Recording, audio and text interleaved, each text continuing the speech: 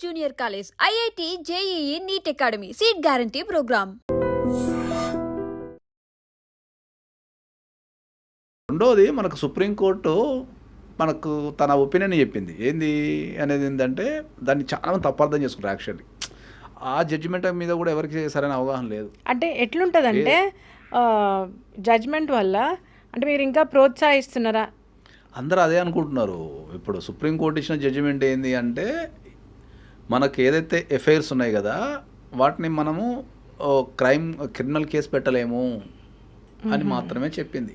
Okay, చెప్పే విధానం ఏముంది అంటే ఇల్లీగల్ అఫైర్స్లో మనం క్రిమినల్ కేసులు పెట్టలేము, మిగతా రెమెడీస్ చాలా ఉన్నాయి దానికి.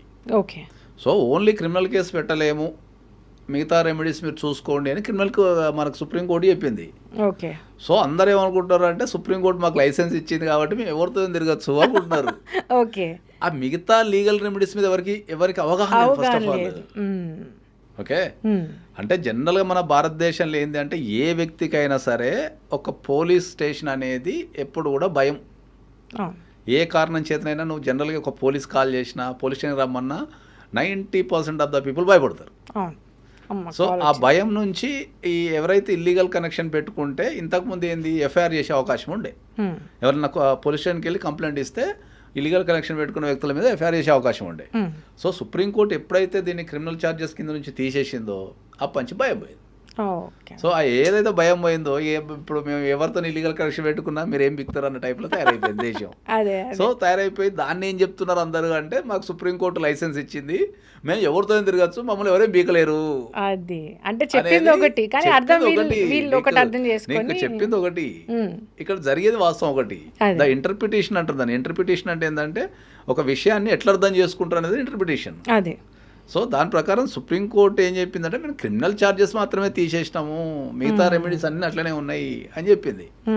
సో ఏ రోజైతే పోలీస్ స్టేషన్ మీ జీవితంలో లేదు అని సుప్రీంకోర్టు అన్నదో ఆ రోజు నుంచి అందరూ చెలరేగిపోతున్నారు. ఇంకా చెలరేగిపోతున్నారు. అది దట్ ఈస్ ద ప్రాబ్లం. అట్లనే ఈ కేసులో కూడా ఏంది రైట్ టు ప్రైవసీ అనేది మనకు ఒకటి ఉంది. అంటే ఒక వ్యక్తి యొక్క పర్సనల్ ఇన్ఫర్మేషన్ అడగనికి లేదు ఒక ఎక్స్టెంట్ వరకు. సో అతడు వేసింది ఏంటంటే ఎప్పుడైనా లా అనేది ఎప్పుడు కూడా గుర్తుపెట్టుకోవాల్సింది ఏంటంటే ప్రొసీడింగ్స్ మీదనే కేసు విన్ అవుతామా ఓడిపోతామా అనేది ప్రొసీడింగ్స్ మీద ఫస్ట్ ప్రొసీడింగ్సే. ఓకే, ఇప్పుడు ఈ కేసు తీసుకున్నాను అనుకోండి, ఇప్పుడు ఈ కేసులో ఆయన ఏం చేసిండు, సివిల్ కేసులో ఫైల్ చేసిండు పిటిషన్. సివిల్ కేసులోకి వెళ్ళి మా ఆవిడ పలానా వ్యక్తితో గడిపింది పలానా హోటల్లో, నాకు ఆ సీసీటీవీ ఫుటేజ్ ఇవ్వండి అని చెప్పి అడిగిండు ఆయన. సో అక్కడ కోర్టు ఒపీనియన్ ఏముంటుంది అంటే అటు హోటల్ని కాపాడాలా, నేను హోటల్ యొక్క అక్కడ ఏం క్రైమ్ జరగల. సో ఇప్పుడు సుప్రీంకోర్టు జడ్జిమెంట్ ప్రకారం ఏంది, ఒక అమ్మాయి ఒక పెళ్ళైన అమ్మాయి ఒక వ్యక్తితోని హోటల్ పోయింది కాబట్టి according to supreme court judgement there is no crime. వేరే రెమెడీస్ ఉన్నాయి కానీ there is no crime. So there is no crime. ఎక్కడైతే క్రైమ్ లేదో నేను క్రైమ్ లేనప్పుడు ఇప్పుడు హోటల్ని కాపాడాలా ఆమె ప్రైవసీని కాపాడాలి కదా, ఇవ్వను అని చెప్పి డిస్మిస్ అన్నాడు అంతే ఆయన. కానీ అక్కడ ఆ వ్యక్తికి తెలవాల్సింది ఏంటి అంటే దీన్ని క్రైమ్లో వేసుకోవాలి వెళ్ళి. ఓకే, క్రైమ్లో చాలా మంది ఏమంటారు అంటే అడల్టరీకి సార్ అడల్టరీ సెక్షన్ సుప్రీంకోర్టు కొట్టేసింది కదా, మరి నేను నా భార్య మీద ఎట్లా కేసు పెట్టాలా లేకపోతే నా భర్త మీద ఎట్లా కేసు పెట్టాలా అంటారు. బ్యూటిఫుల్ సెక్షన్ ఉంది మనకు దాంట్లో ఐపీసీలో section 406 criminal breach of trust. Okay, అంటే ట్రస్ట్ నువ్వు నా మీద అయిపోయా దానిపైన అరే నువ్వు భార్యగా లేకపోతే భర్తగా చేయాల్సిన డ్యూటీ నువ్వు చేయకుండా నా ట్రస్ట్ నువ్వు బ్రేక్ చేస్తున్నావు. Okay, so you can go and file a petition. Just ఒక ట్రస్ట్ బ్రేక్ చేసినందుకు కూడా జస్ట్ ట్రస్ట్ అంటే మీరు జస్ట్ ట్రస్ట్ అని మాట్లాడదు ఎప్పుడు అంటే లేదు అంటే జీవితం అనేది ట్రస్ట్ మీద ఆధారపడి జస్ట్ ట్రస్ట్ ఎట్లా అంటే జస్ట్ ట్రస్ట్ అంటే నాకు ఎట్లా అనిపించింది అంటే ట్రస్ట్ మీదనే ఇద్దరు వ్యక్తుల జీవితాలు వాళ్ళు జీవితాంతం కలిసి జీవిస్తారు. అవును, ఆ ట్రస్ట్ అయిపోయిన తర్వాత అది ఇట్ కమ్స్ టు క్రిమినల్. అంటే నేను జస్ట్ అనే వర్డ్ ఎందుకు వాడానంటే దానికి కూడా ఒక సెక్షన్ అనేది ఉంది అని ఇప్పుడు మీరు చెప్పేదాకా తెలియదు. ప్రొవిజన్స్ తెలియదు వీళ్ళకు. ప్రొవిజన్స్ తెలియక ఏంటంటే వీళ్ళు రకరకాల అది పెడతారు, బెదిరించినందుకు కేసు పెట్టచ్చు. చాలా మంది అమ్మాయిలు భార్యలు బెదిరిస్తుంటారు భర్తని, చచ్చిపోతాను చంపేస్తాను నేను అంత చూస్తాను ఇంటికి పదని లోపటేస్తాను అని చెప్పి బెదిరిస్తుంటారు. దాని మీద కూడా కేసు పెట్టచ్చు. అంటే పోరు, ఎందుకంటే వీళ్ళకి చట్టాల మీద అవగాహన లేకపోవడము, సమాజంలో రకరకాల అభిప్రాయాలు ఉండటము, ఎక్స్పర్టైజ్ లేకపోవడము, ఇవన్నీ లేకపోవడం వల్ల ఏంటంటే క్లయింట్ ఈజ్ ఆల్వేస్ కన్ఫ్యూజన్. ఇంకోటి ప్రధానంగా భారతదేశంలో వచ్చే ప్రాబ్లం ఏంటి అంటే మనం ఎప్పుడు కూడా చట్టాల కంటే ఎక్కువ మనకు అవసరం ఉన్నప్పుడు మాత్రమే పరువుకు వాల్యూ ఇస్తాం. అవసరం లేకపోతే పర్వత తీసి రోడ్డు పెట్టేస్తాం, వేరే విషయం. కానీ ఈ పరువు, సమాజము, తొక్క, ఈ పక్కింటోడు ఏమనుకుంటాడో, ఎదురింటోడు ఏమనుకుంటాడో అని చెప్పేసి భారతదేశంలో 90% ఆఫ్ ద మెన్ ఎవరైతే హరాస్మెంట్ గురవుతారో వాళ్ళు ఎప్పుడు కూడా పోలీస్ స్టేషన్ గాడి పెక్కరు. ఓకే, నువ్వు పోలీస్ స్టేషన్ గాడ పెక్కి కంప్లైంట్ ఇస్తా కదా పోలీసు వాడు వినేది. వాడు పోయి నా పిల్లం కొడుతుంది సార్ అని చెప్పాలంటే మస్తు భయపడతాడు. కానీ అమ్మాయిలు అలా వెళ్ళిపోతారు కదా, వాళ్ళకు డైరెక్ట్ ప్రయోజనం ఉంది కదా, మనకి ఇండైరెక్ట్ ప్రయోజనం ఉంది. అబ్బాయిలకి ఇండైరెక్ట్ ప్రయోజనం ఉంది, అమ్మాయిలకు డైరెక్ట్ ప్రయోజనం ఉంది. వాళ్ళు డైరెక్ట్ ప్రయోజనం ఉంది కాబట్టి పోయి డైరెక్ట్ పోలీసు కూర్చొని నా ప్రయోజనం ప్రకారం ఎందుకు చేయాలి సార్ అంటారు. అది ఫస్ట్ పాయింట్. మనకి ఇండైరెక్ట్ ప్రయోజనం ఉంది. ఇండైరెక్ట్ ప్రయోజనంలో పోలీసులు ఇమీడియట్లీ యాక్షన్ తీసుకోరు. ప్లస్ ఇంకోటి ఏంటంటే చాలా మంది పోరు ఫస్ట్ ఆఫ్ ఆల్ పోలీస్ స్టేషన్కి కదా. అబ్బాయిలు పోరు.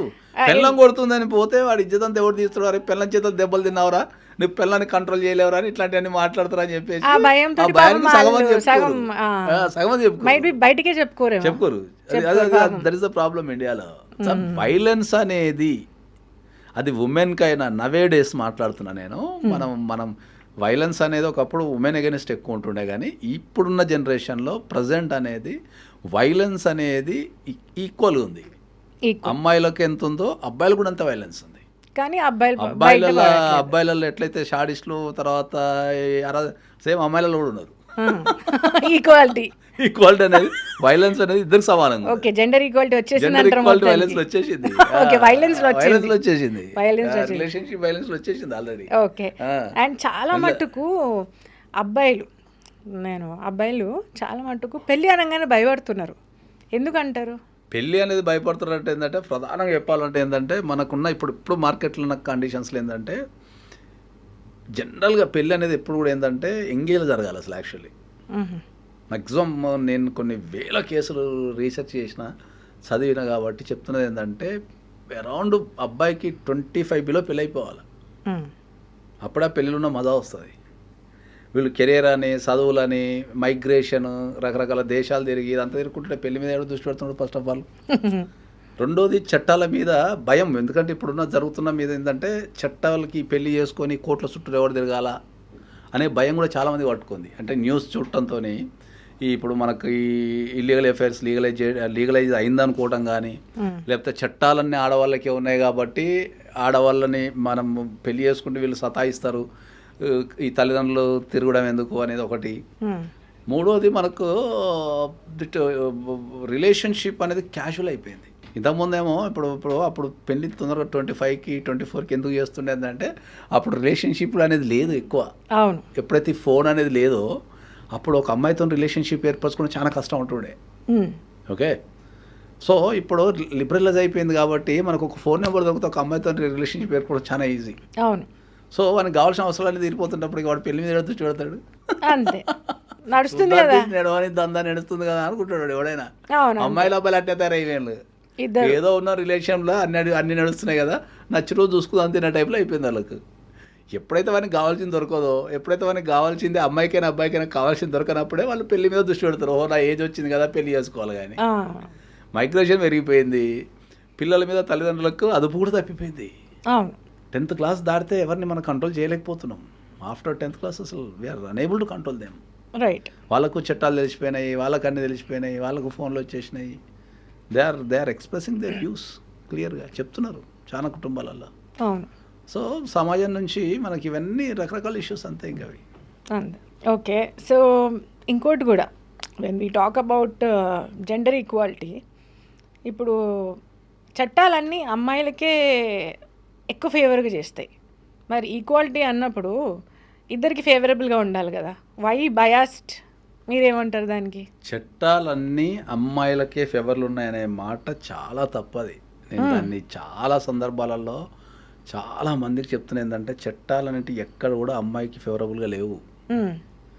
ఒకవేళ ఇది ఎవరైతే మాట చెప్తారో వాళ్ళకు ఒకటే డైరెక్ట్ క్వశ్చన్ ఏంటంటే, మరి చట్టాలన్నీ అమ్మాయిలకు కనుక ఫేవరబుల్ ఉంటే మరి వాళ్ళకు ఇంకా ఈ రోజుకి మనం ఇప్పుడు మాట్లాడే టైం కూడా ఇంకా వాళ్ళ మీద అఘాయిత్యాలు కావచ్చు, ఇంకా వాళ్ళ మీద దాడులు కావచ్చు, ఇంకా వాళ్ళ మీద క్రైమ్ కావచ్చు, ఇంకా అది రోజు రోజుకు పెరుగుతుంది తప్ప తగ్గుతం లేదు కదా.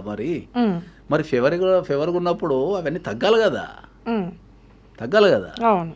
సో ఫస్ట్ ఆఫ్ ఆల్ ఏంటంటే చట్టాలు అనేటివి అమ్మాయిలకి ఏం పెరగలేవు. చట్టాలు అనేటివి ఏంటంటే వాళ్ళకు కొద్దిగా ఫ్లెక్సిబిలిటీ ఉంది అంతే. వాళ్ళకు కొద్దిగా మోర్ సేఫ్టీ సెక్యూరిటీకి ఒక మెన్ కంటే కొద్దిగా ఎక్కువ ఫ్లెక్సిబిలిటీ ఇచ్చింది అంతే. అంటే వాళ్ళకి మోర్ ఎడ్యుకేషన్ అంటారా? కాబట్టి పితృస్వామ్య కుటుంబం మన భారతదేశం. పితృస్వామ్య కుటుంబం అంటే ఏంటంటే ద మేల్ డామినేషన్ అనేది ఎక్కువ ఉంటుంది కుటుంబంలో. మేల్ డామినేషన్, మేల్ ఇంపార్టెన్స్ అనేది ఎక్కువ ఉంటుంది మన కల్చర్లో. ఇప్పుడు ఫారిన్ కంట్రీస్లో ఫిమేల్ డామినేషన్ ఉంటుంది. ఓకే. వైట్ ఇచ్చిన కంట్రీస్లో they are equal to men ఆర్ ఇంకెక్కువ ఎబో. ఓకే. కాబట్టి ఇక్కడ మనదంతా ఇప్పుడు మనకి ఇంగ్లాండ్ ఉందనుకో, అక్కడ ఎవరు రాని ఎలిజబెత్ రాని అక్కడ లేడీస్ అట్లా. మన దగ్గర ఎక్కువ ఎవరు ఉంటారు, ఇక్కడ రాజులే ఉంటారు. రాజులే ఉంటారు కాబట్టి మన పితృస్వామ్య కుటుంబం. సో ఈ పితృస్వామ్య కుటుంబంలో మేల్ డామినేషన్ అనేది ఎక్కువ ఉంటుంది. రెండోది ఆడవాళ్ళకు సెక్యూరిటీ అండ్ సేఫ్టీ అనేది ఎక్కువ ఉండాలి. కాబట్టి మన కల్చర్కి తగ్గట్టు అనుగుణంగా చట్టాలను రూపొందించడం జరిగింది. ఓకే. అది కాకపోతే ఏంటంటే ఆ చట్టాలు అక్కడే ఉండిపోయినాయి, మనమే ముందుకు వెళ్ళిపోయినాం. చేసిన చట్టాలను ఎప్పటి మనకు భారతదేశంలో స్వతంత్రం వచ్చినప్పుడు చేసిన చట్టాలు అంటే నథింగ్ బట్ 1950లో చేసిన చట్టాలు అన్నీ. ఓకే. ఈ మధ్యకాలంలో కొద్దిగా సిఆర్పిసి అండ్ ఐపీసీ కొద్దిగా ఇంకొక 2-3 మార్చిలు తప్ప, ఎవిడెన్స్ యాక్ట్ ఒకటి మార్చిలు తప్ప మిగతా చట్టాలన్నీ మనకు చేసినవన్నీ 1950లో చేసిన చట్టాలే. ఓకే. సో ఆ చట్టాలు అక్కడే ఉండిపోయినాయి. మానవ జీవితం ఏమో చాలా అంటే ఊహించనంత ముందుకు వచ్చేసినాం మనం. సో జెండర్ ఈక్వాలిటీ అనేది ఎప్పుడు కూడా ఏంటంటే మనకు నిత్య జీవితంలోకి వచ్చాక ఏంటంటే ఇప్పుడు జెండర్ ఈక్వాలిటీ అన్నిటి ఉంది చట్టాల తప్ప. అదే ఎందుకు అదే మార్చాలి కదా చట్టాలు. ఇప్పుడు చట్టాలలో మార్పు రావాలా. మార్పు రావాలంటే ఎవరు మార్పు చేయాలా? జనాలు కొట్లాడడం స్టార్ట్ చేయాలా. ఎవరు కొట్లాడుతున్నారు చట్టాల మీద? ఎవరు కొట్లాడుతున్నారు? చట్టాల మీద ఎవరు మాట్లాడుతున్నారు? ఫస్ట్ ఆఫ్ ఆల్ చెప్పండి.